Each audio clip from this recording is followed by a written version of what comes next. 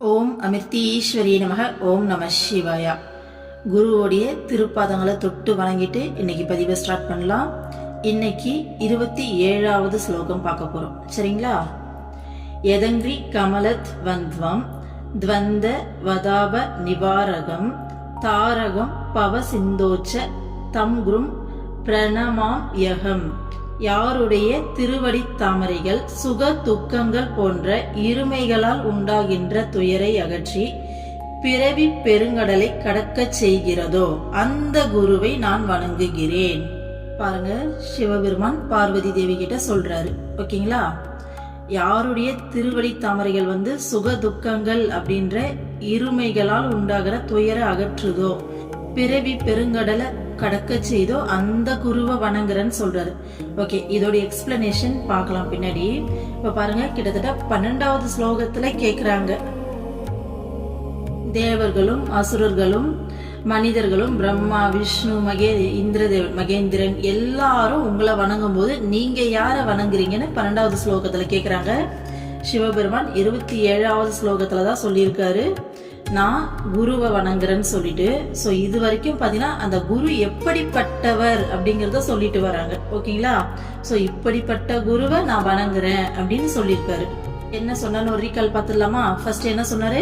யாருடைய இதயத்துல பராபக்தி இருக்குதோ, யார் தன்னுடைய குருவை பரமாத்மாவுக்கு நிகரா பாக்குறாங்களோ, அந்த அளவுக்கு யாரோட இதயத்துல பக்தி இருக்கோ அவங்களுக்கு மட்டும்தான் நான் சொல்றது புரியும் அப்படின்னு சொன்னாரா. அடுத்தது குருவே சிவன், சிவனே குரு அப்படின்னு சொன்னாரா. அடுத்தது 3 உலகத்திலையும் கேட்கறதுக்கு அரிதான ஒரு உண்மையை சொல்றேன் கேளு, குரு தான் பிரம்மம்னு சொன்னாரா. அடுத்தது வேத சாஸ்திரங்கள், புராண இதிகாசங்கள், மத்த ஆன்மீக நூல்கள், மந்திர எந்திர வித்தியைகள், மோகனம், உச்சாடனம் இப்படின்னு சொல்லி ஜபம், தவம், விரதம் எல்லாமே குரு தத்துவத்தை தெரிஞ்சுக்காம பண்ணா எல்லாமே வழி தவற செய்பவை, பயனளிக்காது அப்படின்னு சொல்லியிருந்தாரா. அடுத்தது குரு தத்துவத்தை யார் ஒருத்தர் தெரிஞ்சுக்கிறாங்களோ அவங்களுக்கு அதை விட தெரிஞ்சுக்கிறதுக்கு வேற ஒரு உண்மை இந்த உலகத்துல கிடையாது அப்படின்னு சொன்னாரா. அடுத்தது நேத்து என்ன பார்த்தோம்? ஜகத்திற்கு காரணம் மாயை. சோ அந்த அறியாமையால தான் இந்த உடலே உண்டாகுது.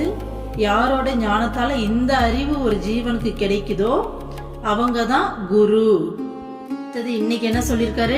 யாருடைய திருவடி தாமரைகள் பாத்தீங்கன்னா சுக துக்கங்கள் அப்படிங்கிற இருமையால உண்டாகிற துயரை அகற்றி பிறவி பெருங்கடலை கடக்க செய்யுதோ அவங்களதான் நான் வணங்குறேன், அந்த குருவை தான் வணங்குறேன்னு சொல்றாரு. சோ பார்வதி தேவி, உங்களையே எல்லாருமே உங்களைதான் வணங்குறாங்க. தேவர்கள், அசுரர்கள், மனிதர்கள் சொல்லிட்டு ரிஷிகள், முனிகள் எல்லாரும் உங்களை தான் வணங்குறாங்க. நீங்க யார வணங்குறீங்கன்னு சொன்னதுக்கு இந்த குருவோடைய சிறப்பு எல்லாத்தையும் சொல்லி அப்படிப்பட்ட குருவை நான் வணங்குறேன் அப்படின்னு சொல்லியிருக்காரு. இதுல பாருங்க என்ன சொல்லியிருக்காருன்னு, யாருடைய திருவடி தாமரைகள். சோ குருவோடைய திருவடிங்கிறது திருப்பாதங்கள். சோ அவருடைய திருப்பாதத்தை எந்த அளவுக்கு வர்ணிச்சு சொல்றாங்க பாருங்க, திருவடி தாமரைகள் அப்படின்னுட்டு. ஸோ நாம இந்த பிறவி பெருங்கடலை கடக்கிறதுக்கு குருவுடைய திருப்பாதங்கள் தான் நமக்கு உதவி செய்யும் அப்படின்னு சொல்லியிருக்காரு. இதுல இன்னொரு வார்த்தை சொல்லியிருக்காரு, சுக துக்கங்கள் போன்ற இருமைகளால் உண்டாகின்ற துயரை அகற்றின்னு சொல்லிட்டு. ஏன் இப்படி சொல்லியிருக்காங்க யோசிங்க. சுகம் துக்கம் ரெண்டுத்தையும் இருமை. ஆமா தானே? ஒரு நாணயத்துடைய 2 பக்கம் மாதிரி வாழ்க்கையில சுகம் துக்கம்ங்கிறது 2 விதமான அனுபவங்கள் நமக்கு இல்லையா. சோ இந்த துயரை எப்படி குருவுடைய திருப்பதங்கள் அகற்றும்? ஃபர்ஸ்ட் குரு நம்ம லைஃப்ல வந்தா ஃபர்ஸ்ட் நமக்கு அவங்க எடுக்கிற ஃபர்ஸ்ட் ஸ்டெப் பாத்தீங்கன்னா அன்பால கட்டி போடுவாங்க. ஃபர்ஸ்ட் எப்படி இந்த மணல்ல இந்த மேக்னெட் தூள் எல்லாம் இருக்கும், இந்த பெரிய மேக்னெட் வச்சு இப்படி நம்ம பண்ணோம்னு வச்சுக்கோங்களேன், இந்த மணல்ல வச்சு இப்படி தேய்க்கும் போது அதுல இருக்க எல்லா மேக்னெட் துகளும் இதுல அப்படியே ஒட்டிக்கும். அந்த மாதிரி நம்ம ஜீவாத்மா, அந்த பரமாத்மா, அந்த பேராத்மா நம்ம லைஃப்ல வரும்போது நம்ம எல்லாம் அப்படியே பயங்கரமா ஈர்க்கப்படுவோம். அந்த அன்பால அப்படியே கட்டி போடுவாங்க. அடுத்தது நம்ம ஆத்மாவை சுத்தப்படுத்துவாங்க. நம்ம ஆத்மா பிரகாசமானது, அது உள்ள இருக்கும். ஆனா அந்த பிரகாசம் வெளியில வராத அளவுக்கு நம்மளுடைய ஆசைகள், நான் எனதுன்ற எண்ணங்கள் இதெல்லாம் பார்த்தீங்கன்னா ஒரு இருள் சூழ்ந்த மாதிரி அப்படியே அந்த பிரகாசத்தை அப்படியே சுற்றி மறைச்சி இருக்கும். இதை வந்து பார்த்தீங்கன்னா ஆரா கிளென்ஸ் பண்ணுறதுன்னு சொல்லலாம், இல்லை சக்ராஸ் ஆக்டிவேட் பண்ணுறதுன்னு சொல்லலாம், இல்லை ஆத்மாவை சுத்தப்படுத்துறதுன்னு சொல்லலாம். ஓகேங்களா? ஸோ இந்த ப்ராசஸ் கொஞ்சம் கொஞ்சமாக டே பை டே நடந்துக்கிட்டே இருக்கும். அதனால தான் வந்து பார்த்தீங்கன்னா குரு கிட்ட நாம போன பிறகு இந்த ஆன்ம உருக்கம் ஏற்படும். கண்டிப்பா இதை எல்லாருமே உணர்ந்திருப்பீங்க. இதுக்கு முன்னாடி கடவுளை நினைச்சா நம்ம அழுதே இருக்க மாட்டோம். அந்த ஒரு ஃபீல்லாம் பெருசா வந்திருக்காது. நம்ம நார்மலா வாழ்ந்துட்டு இருந்திருப்போம். ஆனா எப்போ நம்ம லைஃப்ல குரு வராங்களோ கடவுளை நினைச்சு அந்த உருக்கம் வரும், அப்படியே அந்த ஏக்கம் வரும், அப்படியே கதறி கதறி அழுவோம். நம்ம அந்த இறைவனை நினைச்சு அந்த ஆன்ம உருக்கம் வந்துட்டு வரும். இது எல்லாம் ஒரு குருவோடைய சாநித்தியத்தால மட்டும்தான் நடக்கும். இல்ல குரு வர்றதுக்கு முன்னாடியே உங்களுக்கு இந்த ஃபீல்லாம் இருக்குன்னா அது போன ஜென்மத்து தொடர்பா இருக்கலாம். அப்படி இருக்கிறவங்களுக்கும் குரு கிட்ட போகும்போது அந்த ஃபீல் இன்னும் பல மடங்கு அதிகரிக்கும். ஸோ இதெல்லாம் செஞ்சுக்கிட்டே வரும்போது நமக்கு உணர்த்துவாங்க, நல்ல நமக்கு அந்த உணர்தல் ஏற்படும். இந்த உலகம் ஒரு மாயை, பார்க்கறதுக்கு இவ்வளோ ரியலா இருக்கே அப்படின்னு நீங்க கேட்கலாம். பார்க்கறதுக்கு ரியலா தோணும், ஆனா இது மாயை. இங்க இருக்க எல்லாமே மாறக்கூடியது, எதுவுமே இங்க நிரந்தரம் கிடையாது. ஸோ எல்லாமே மாயை. அந்த பரமாத்மா அது மட்டும்தான் உண்மை, அது மட்டும்தான் நிஜம் அப்படிங்கிற அந்த அறிவை கொடுப்பாங்க. ஸோ நம்ம கொஞ்சம் கொஞ்சமா இந்த மனசோடைய நிலையிலிருந்து ஆத்மாவோடைய நிலைக்கு நாம உயர்த்தப்படுவோம். ஓகேங்களா? அப்போ எல்லா விஷயங்களையும் சாட்சியா இருந்து கவனிக்க ஆரம்பிச்சிருவோம். அந்த கான்சியஸ்னஸ் வந்து பாத்தீங்கன்னா நாளுக்கு நாள் அதிகமாகிட்டே வரும். ஒரு கட்டத்துல இந்த உடல் நான் கிடையாது, இந்த மனம் நான் கிடையாது அப்படிங்கிற அந்த ஸ்டேட்டுக்கு வந்துருவோம். நம்ம மனசுக்குள்ள என்ன எண்ணங்கள் ஓடினாலும் அதை வந்துட்டு சாட்சியா இருந்து அப்படியே கவனிப்பாங்க. அது அப்படியே அந்த பாசிங் கிளவுட்ஸ்ன்னு சொல்லுவாங்க. ஸோ பாசிங் கிளவுட்ஸ் மாட்டும் அது மாதிரி அது பாட்டு வரும், அப்படியே போயிடும். அதுக்கு வந்து இம்பார்ட்டன்ஸ் கொடுக்கவே மாட்டாங்க, அது ரியாக்ட் பண்ண மாட்டாங்க, அதுக்கு பதில் சொல்ல மாட்டாங்க. ஸோ மனம் அந்த அளவுக்கு தெளிவா இருக்கும். இந்த உடலை கூட பார்த்தீங்கன்னா இந்த உடல் இதை செய்யுது, இந்த உடல் சாப்பிடுது அப்படின்ற மாதிரி அந்த அளவுக்கு அந்த பக்குவத்துக்கு வந்துருவாங்க. அந்த நிலையில இருக்கும்போது அவங்களுக்கு சுகம் துக்கம் அப்படிங்கிற ரெண்டு அனுபவம் இருக்காது. ரெண்டுமே அவங்க கண்ணுக்கு ஈக்குவலா தான் தெரியும். ஒரு நிகழ்வு அது நடக்குது, அவ்வளவுதான். அது ஒரு சாட்சியா இருந்து அதையும் கவனிக்க ஆரம்பிச்சிருவாங்க. ஓகேங்களா? அதுக்கு வந்துட்டு அவங்க மனசு வந்துட்டு ஆடாது, அந்த ஸ்டில்னஸ் வந்துட்டு அந்த மனசுல வந்துடும். இப்போ ஒரு படத்துல ஒரு ஆக்டர் நடிச்சா எப்படி நடிப்பாங்க, அத ரியலா நடிப்பாங்க. ஆனா பாத்தீங்கன்னா அந்த கதைக்குள்ள அவங்க எமோஷன், உண்மையான எமோஷன் ஆக மாட்டாங்க. அது நடிச்சு முடிச்சுட்டு வெளியில வந்த உடனே சும்மா நடிப்பு தான் அப்படின்ற மாதிரி இருப்பாங்க இல்லையா? ஸோ அந்த மாதிரி இங்க எல்லாமே நம்ம ஆக்ட் பண்ணிட்டு இருக்கோம், கடவுள் தான் டைரக்டர் அப்படிங்கிற விஷயத்துல ரொம்ப தெளிவா இருப்பாங்க. ஸோ அதனால அவங்களுக்கு சுகம் துக்கம் சொல்லிட்டு ரெண்டு அனுபவம்லாம் கிடையாது, எல்லாமே ஒரு அனுபவம், அவ்வளவுதான். ஜஸ்ட் ஒரு சாட்சியா இருந்து கவனிச்சுட்டே இருப்பாங்க எல்லாத்தையும். அவங்க வந்து பாத்தீங்கன்னா அந்த இறைவனோட கலந்துருவாங்க. அதனாலதான் மகான்கள்லாம் பாத்தீங்கன்னா அவங்க உடம்ப பத்தி கண்டுக்கவே மாட்டாங்க பெருசா. ரமண மகரிஷி கூட பாத்தீங்கன்னா லாஸ்ட் டைம்ல அவருக்கு புற்றுநோய் வந்துட்டு உடல்ல வந்தது. அவங்களுக்குன்னு சொல்லிட்டு நோயெல்லாம் எதுவும் வராது. ஏன்னா நம்ம உடம்புல வர விஷயங்களாகட்டும், நம்ம லைஃப் நடக்கிற ஒவ்வொரு விஷயமும் கர்மா பேசிஸ் தான். நமக்கு என்ன கர்மா இருக்கோ அதுக்கேற்ற செயல்கள் தான். ஒரு சின்னதா ஒரு கல்லு குத்துறது உட்பட அத்தனை நம்ம கர்மா பேசிஸ்ல தான் இங்க நடந்துட்டு இருக்கு. எல்லாமே கால்குலேட்டிவ் தான். அப்ப மகான்களுக்கு கர்மா இருக்காது. ஓகேங்களா? அவங்களுக்கு ஜீரோ கர்மா தான். ஆனா அவங்களுடைய பக்தர்களுடைய கர்மாவை அவங்க வாங்குவாங்க. அவ்வளோ ஒரு அந்த கருணை உள்ளம் அவங்களால. பக்தர்களுக்கு ஒரு விஷயம் நடக்க போகுது, ஏன்னா முற்பிறவிகள்ல பக்தர்கள் என்ன வேணாலும் செஞ்சிருக்கலாம் இல்லையா? ஸோ அந்த கர்மாலாம் வரும்போது இவங்க அப்படியே ஓடி போயிட்டு அதை தாங்கிப்பாங்க, வாங்கிப்பாங்க. ஸோ அதனாலதான் அவங்களுக்கு அந்த கஷ்டம் வருது. ஸோ அந்த விதத்துல அவருக்கு கடைசி டைம்ல அந்த புற்றுநோய் கட்டி வந்துட்டு வந்திருக்கோம். ஆப்ரேஷன் பண்ணலாம் அப்படின்னு சொல்லும் கூட அவர் ஒத்துக்கவே மாட்டாரு, வேணவே வேணாம் அப்படின்னுவாரு. அதனால அவங்க சிஷ்யர்கள்லாம் கேட்காம வற்புறுத்தி பண்ணாங்க. சொல்றேன், அந்த உடலை ஒரு விஷயமாவே அவங்க வந்துட்டு நினைக்க மாட்டாங்க. ரமணரா இல்ல வேற மகானா தெரியல, எனக்கு சரியா ஞாபகம் இல்ல. அவர் உடம்புல அந்த காயத்துல அப்படியே புழுவெல்லாம் வந்துட்டு அப்படியே இருக்குமாமா. ஸோ அதை கூட எடுத்து போட மாட்டாங்களாமா. அதை எடுத்து வெளியில போச்சனோட எடுத்துட்டு வந்து திருப்பி அதை உள்ளே விடுவாங்களாமா, சாப்பிட்டுட்டோம் அப்படின்னு சொல்லிட்டு. ஸோ அந்த அவங்கள எந்த லெவல்ல அந்த சகிப்புத்தன்மையில அந்த கருணையில எப்படி இருக்காங்க பாருங்க. ஸோ அவங்களுக்கு உலகத்தில் இருக்க எல்லாருமே ஈக்குவல் தான். இவங்க எனக்கு பிடிச்சவங்க பிடிக்காதவங்க, என்னுடைய சொந்தம், என் வீடு, என்னோடது, நான் எதுவுமே இருக்காது. முழுமையாக இறைவனோட கலந்துட்டு இறைவனாகவே இருப்பாங்க. ஓகேங்களா? அவங்களுக்கு சுகம் துக்கம்ன்ற இருமையெல்லாம் கிடையாது. எதுவாக இருந்தாலும் இறைவன் கொடுத்தது அப்படின்ற மாதிரி அந்த இறை நிலையில 2 அனுபவங்களையும் ஒரே மாதிரி தான் பார்ப்பாங்க. அவங்க மனசு சுகம் வந்தா சந்தோஷப்படுறதும், துக்கம் இருந்தா அந்த வருத்தப்படுறதும் ரெண்டுமே இருக்காது அவங்களுக்கு. இப்போ நம்ம நிலைமையை யோசிச்சு பாருங்க. நம்ம எப்படி இருக்கோம்? ஒரு சந்தோஷமான விஷயம் நடந்துட்டா ரொம்ப சந்தோஷப்படுறோம், கஷ்டமான விஷயம் வந்துட்டா அப்படியே துவண்டு போய் உட்காந்துடுறோம் இல்லையா? ஸோ இது நமக்கு ஒரு துயரம் தானே. சந்தோஷம் வந்தா அப்படியே குதிக்கிறதும், கஷ்டம் வந்தா துவண்டு போய் உட்கார்றதும், அதுக்காக பார்த்தீங்கன்னா எக்கச்சக்கமான மன உளைச்சலுக்கு ஆளாகி எண்ணங்களுக்கு இடம் விட்டு அது பின்னாடியே எவ்வளோ நம்ம பண்ணுறோம். ஸோ அது ஒரு துயரம் தானே. ஸோ அதுதான் சொல்லியிருக்காங்க, சுக துக்கங்கள் போன்ற இருமைகளால் உண்டாகின்ற துயரை அகற்றி. ஏன்னா மகான் குரு அப்படிங்கிறவங்க நம்மளை அந்த முக்தியை நோக்கி தான் கூட்டிகிட்டு போகிறாங்க. ஸோ முக்தியை கிடைக்கும் போது, முக்தியை நோக்கி போகும்போது கண்டிப்பாக இந்த இருமைகள் விலகி கண்டிப்பாக எல்லாமே ஒன்னஸ்ஸாக மாறுமா. பிறவி பெருங்கடலை கடக்க செய்கிறதோ அந்த குருவை நான் வணங்குறேன் அப்படின்னு சொல்லியிருக்கார். ஓகேங்களா?